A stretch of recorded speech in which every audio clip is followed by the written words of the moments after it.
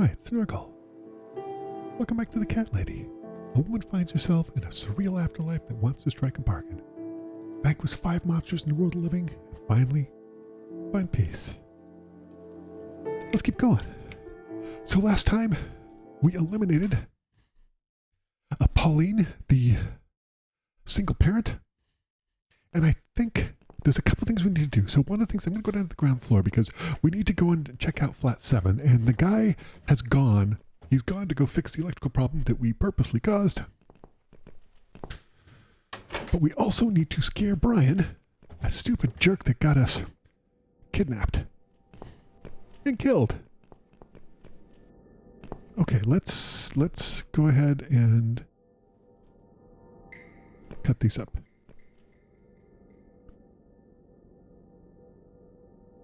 We need to make some adjustments. Yeah.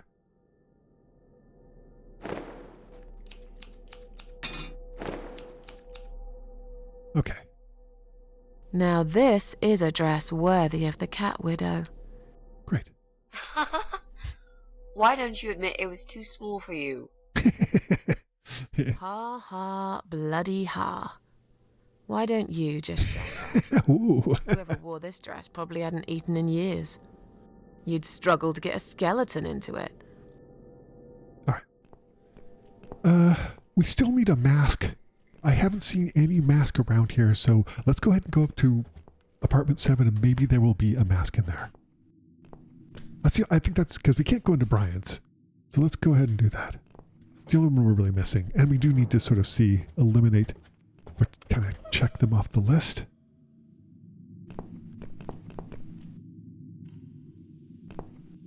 Locked. Okay, so let's go here and have Mitzi do her magic. Now that he's gone, we can get inside. Yes, let's do that. I'll close my eyes and you pick that lock, Mitzi. We've literally just broken into Okay, every single... No peeking. I don't understand why. Never. It's very strange. Hurt my feelings now. Yeah. Now close them. I don't understand why she's so weird about it. There. Job done. Okay, let's go inside.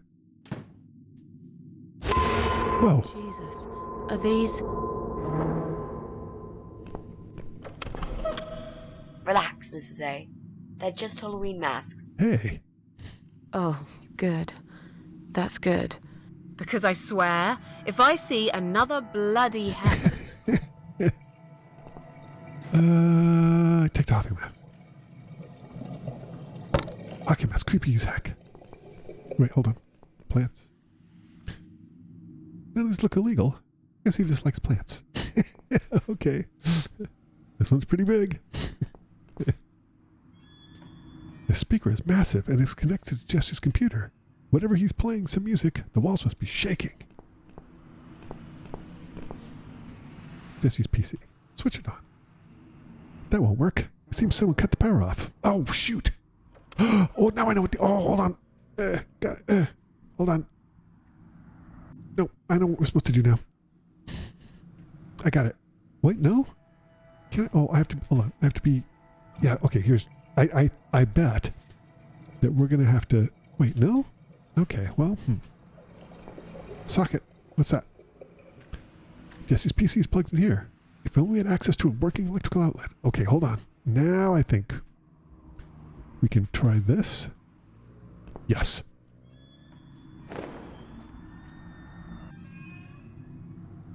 Okay, she threw it out the window. Oh, it's not enough. Who's got windows over this side of the building? Well, Joe Davis lives right below. I guess we could also check one flat below Joe's. I just hope the cable's long enough. Oh, the one flat below Joe's is the empty one. Okay, let's go. That's a great idea. Because this is 7, so Joe... is it 1 that's the empty one? I think it is. Yeah, okay. Alright, this'll work.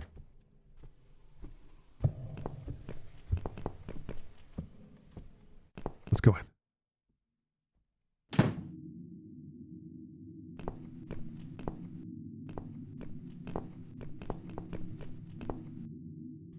Center side of the building. I said I was covered in dark, so it seems. Okay. Oh, there it is. Perfect. Mrs. A? What does depression feel like? Well, it feels like all I want is to die, but I have to live. That's funny. Most of the time I feel like I want to live, but I have to die. Yeah. Yeah, let's plug this cable in. Should be able to do this. All right, let's go back up. Before what's-his-face comes back. Head up here, head out. See if it's on his computer. I still think that this is... I still think it's the old man. You know? Let's go in here and check. Wait, you know what? Before we do that...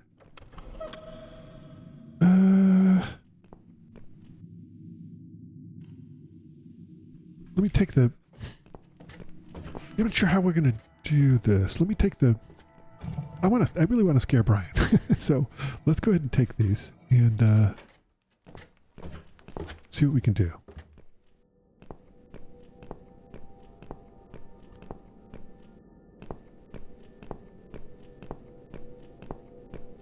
This is it.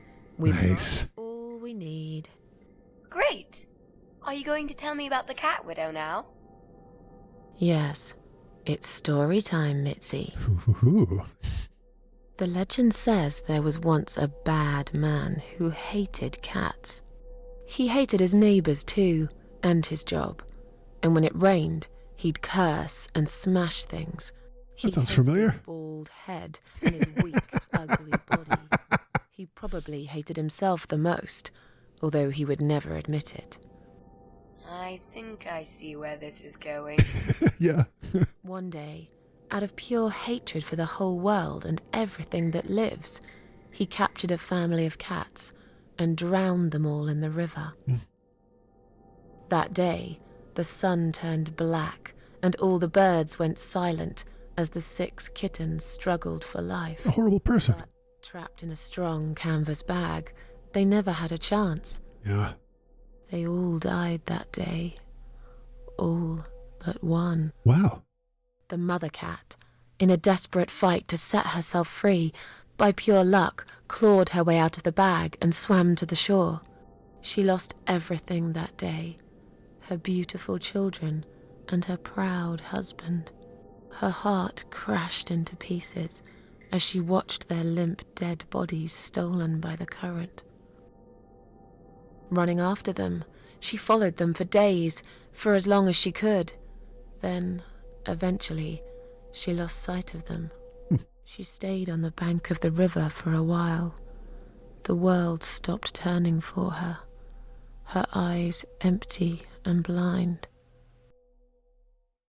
And then, one day, she slowly slid down the bank and into the cold, dark water.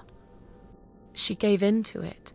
She let the river take her away too, cover her mouth, her ears, her eyes. But as the water filled her lungs and she started slipping into darkness, there was another strange feeling that burst in her mind like a ball of flames. Anger, rage even. Her last craving, before she drowned, was for revenge. Oh, dear. For blood. And so she returned, reborn and changed, a cat widow, veiled in black, mistress of the cats. Her body of a young woman. Wait, why? But her eyes of a cat. And her face, white, rotten, face of a corpse. Those who saw it rarely lived to tell. Wait, why would she come back as a woman? She get her revenge on all cat killers and cat torturers. Okay, I approve of that, but why would she come back as a woman? She had to see first. Someone special. Someone she really hated the most. Also, I don't think that As the evening cats are came, monogamous. it was strangely quiet in the man's flat. As he lived alone, he usually liked to fill the silence with the sound of radio or TV shows. But that night, he switched them all off, feeling anxious and tired after work.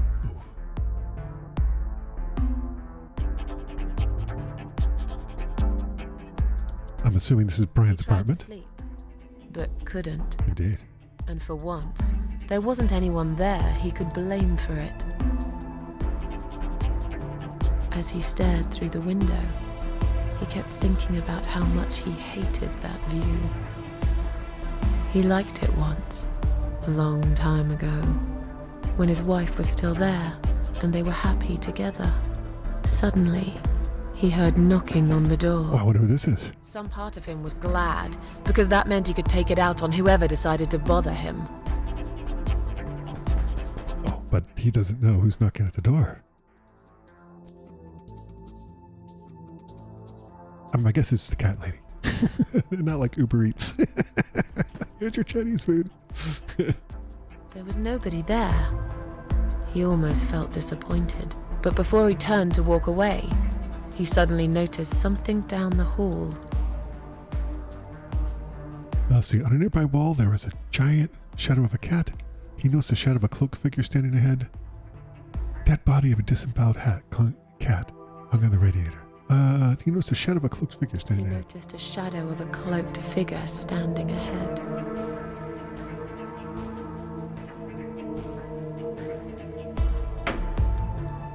Ooh.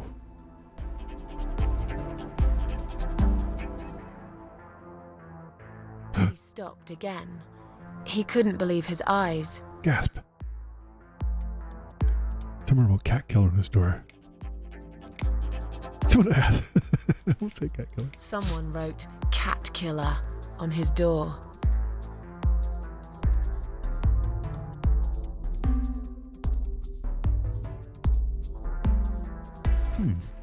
He had a passion for trains. Although he hated being a train driver, he had always enjoyed watching them move. Interesting. But now, his train model was moving all on its own.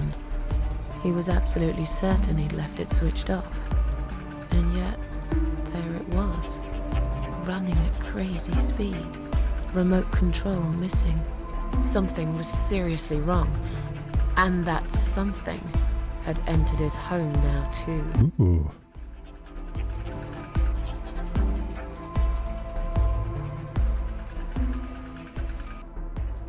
He hoped he was just imagining things, tired as he was. But there was another surprise waiting for him in his bedroom. A giant black zombie cat sat on his bed. Cat Widow is here was written all over the wall. Cat Widow is here was written all over the wall.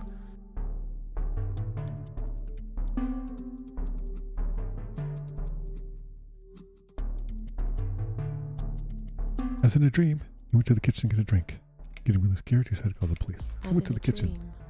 He went to the kitchen to get a drink. I wonder how much this story changes with the different things that I choose. That's not a shot. The window? Exterior window? That's lovely.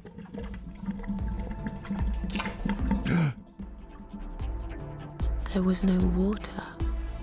He knew there were valves in the basement that turned it off, but no one's been down there for years. Ooh.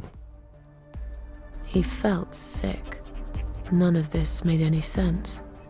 And yet, deep down, he knew what he did to the cats was wrong. Of course. There was a part of him that almost wanted to be punished. The part he tried so hard. Oh, you naughty, naughty boy. He thought he'd heard something in the corridor. Was there someone there with him? Uh-oh. His head was spinning. He felt ambushed, trapped, like an animal. He had to get out of there. Good luck. Getting really scared now, he decided to call the police. Getting really scared now, he decided to call the police.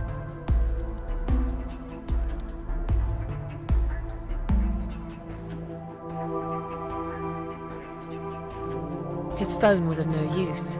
The SIM card had been removed, and that wasn't even the worst part. Uh-oh. There was a photo of a black cat set as screensaver. Wait, do phones have screensavers?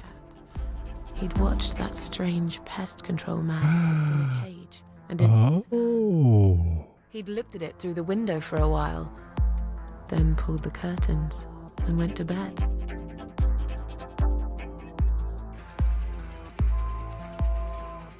He stopped, paralyzed. He'd heard something right in front of him. A whisper. More like a purr. Gasp. She was there, in the dark corner of his living room, waiting. Black veil covering that pale, dead face. And yet, he could almost feel Cat Widow's eyes piercing through him. Let's see. She came closer, like a ghost, and swiftly removed the veil. She came closer, like a ghost, and swiftly removed the veil.